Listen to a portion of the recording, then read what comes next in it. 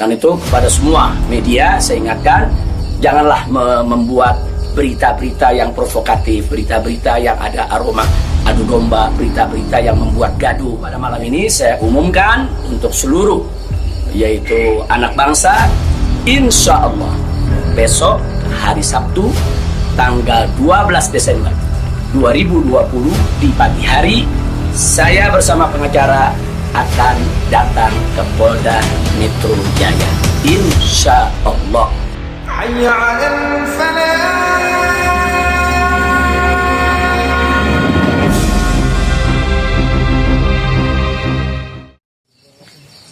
Assalamualaikum warahmatullahi wabarakatuh. Kepada segenap rakyat dan bangsa Indonesia yang saya cintai, semoga kita tetap selalu menjaga protokol kesehatan, tetap selalu berupaya secara bersama-sama mengatasi pandemi yang sedang melanda kita punya negeri. Insya Allah, Allah angkat segera pandemi yang terjadi saat ini. Amin ya rabbal alamin.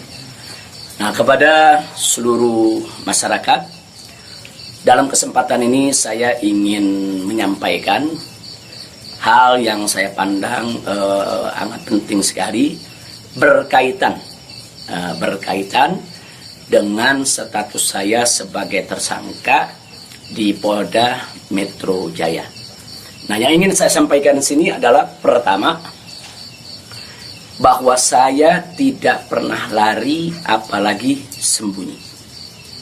Sekali lagi saya ulangi, saya tidak pernah lari dan tidak pernah sembunyi.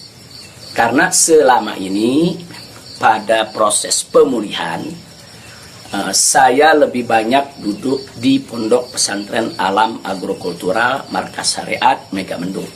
Karena di pesantren ini udaranya sangat asri, segar, jadi untuk pemulihan luar biasa bagusnya.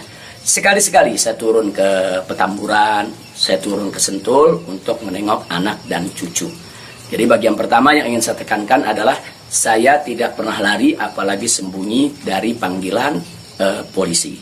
Yang kedua, saya juga tidak pernah mangkir dari panggilan Polda Metro Jaya.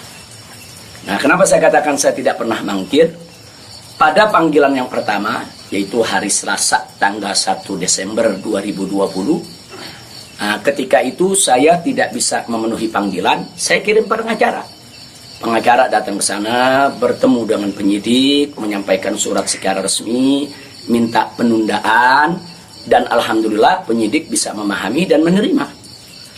Akhirnya sepakat bahwa saya diundurkan untuk panggilan yang kedua. Nah, untuk itu saya apresiasi, saya hargai sikap penyidik yang sangat kooperatif, sangat baik, terima kasih. Nah, kemudian pada panggilan yang kedua, yaitu pada hari Senin tanggal 7 Desember 2020.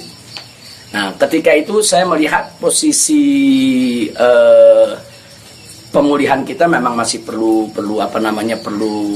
penambahan sedikit waktu, dan lagi-lagi saya tidak mangkir, tapi saya kirim pengacara saya bertemu kembali dengan para penyidik, kita sampaikan surat, kita sampaikan permohonan, dan alhamdulillah permohonan tersebut diterima secara baik oleh para penyidik. Lagi-lagi di sini saya ingin sampaikan apresiasi dan terima kasih kepada para penyidik di Polda Metro Jaya. Nah, pada hari itu juga, yaitu di pagi hari, Senin tanggal 7 Desember, ada kesepakatan, yaitu antara para pengacara dengan para penyidik, juga dengan keridoan saya, di mana kita sepakat bahwa saya akan datang ke Polda Metro Jaya pada hari Senin tanggal 14 Desember 2020. Itu sudah merupakan satu komitmen. Nah, artinya komitmen kita akan datang, insya Allah sehat walafiat, tidak ada halangan lagi. Nah, ini yang perlu kita sampaikan, dan komitmen ini kita jaga betul. Karena saya akan selalu memegang komitmen dengan pihak manapun kalau kita sudah membuat satu kesepakatan, satu perjanjian.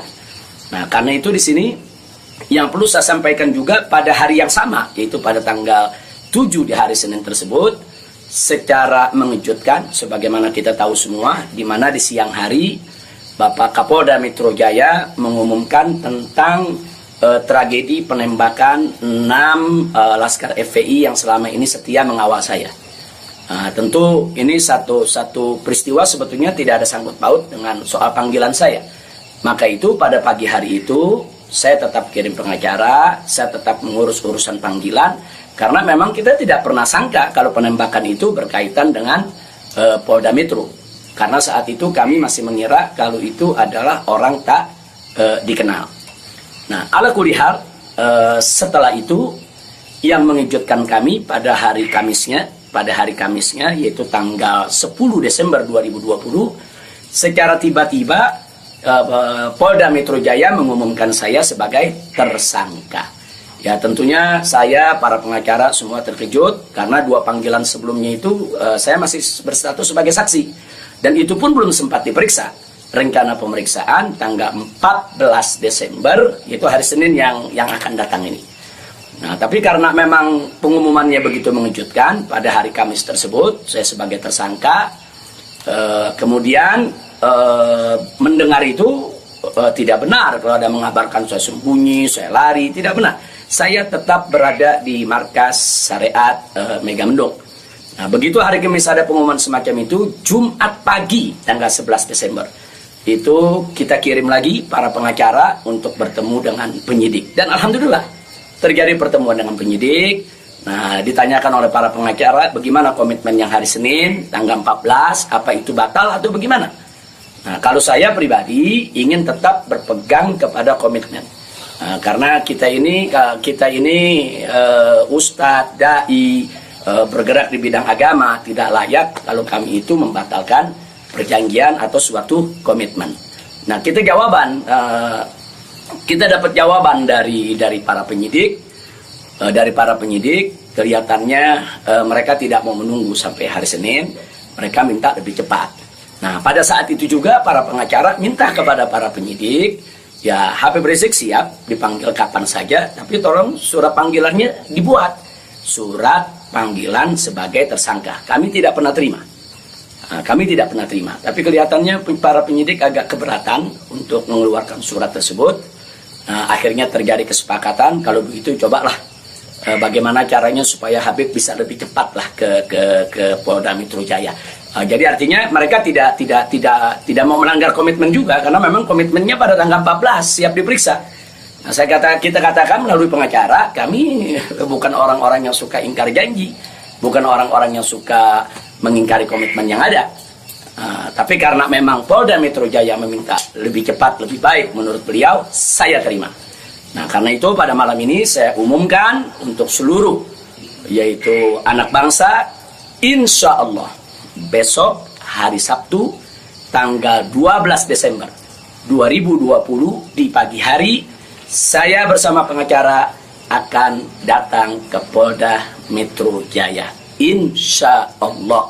Nah, jadi saya mau menunjukkan bahwa kita tetap punya komitmen untuk menjadi warga negara yang baik, untuk patuh hukum, untuk ikut melaksanakan daripada prosedur hukum yang ada. Nah, karena itu kepada semua media saya ingatkan, janganlah membuat berita-berita yang provokatif, berita-berita yang ada aroma adu domba, berita-berita yang membuat gaduh. Jadi tidak benar kalau saya lari, saya sembunyi, atau saya mangkir. Nah, itu yang ingin saya sampaikan.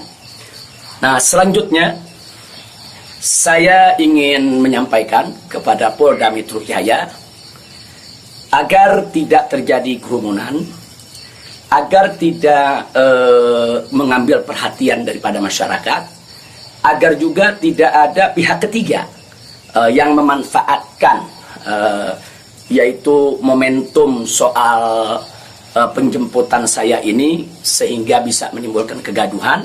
Maka itu saya minta kepada Polda Metro Jaya tidak perlu untuk mengerahkan kekuatan secara berlebihan. Bahkan menurut saya tidak perlu ada penjemputan, tidak perlu ada pengerahan pasukan.